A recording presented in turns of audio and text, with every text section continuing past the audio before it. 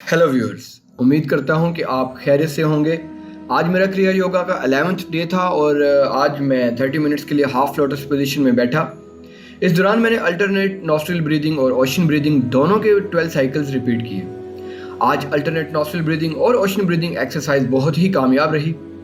फिर मैंने 30 मिनट्स के लिए कंसंट्रेशन प्रैक्टिस की, जिसमें मुझे अपनी नज़र को दोनों ही आईब्रोज के दरमियान एक ख़ास जगह पर रखना था और कानों के ध्यान को खामोशी की आवाज़ पर रखना था, जो कि बहुत ही बारीक आवाज़ होती है जिसे सिर्फ खामोशी की गहराइयों में ही सुना जा सकता है।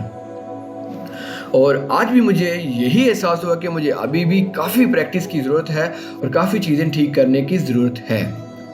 काफ़ी कोशिश के बावजूद भी मैं अपनी नज़र दोनों आईब्रोज के दरमियान ज़्यादा देर के लिए नहीं टिका पा रहा था, बल्कि मेरे लिए दोनों आईब्रोज के दरमियान जगह को ढूंढना भी बहुत ही मुश्किल हो रहा था। लेकिन आज इस प्रैक्टिस के दौरान मुझे अपने फोरहेड के दरमियान काफ़ी देर तक सेंसेशंस का एहसास हुआ। ओवरऑल आज का एक्सपीरियंस अच्छा ही था।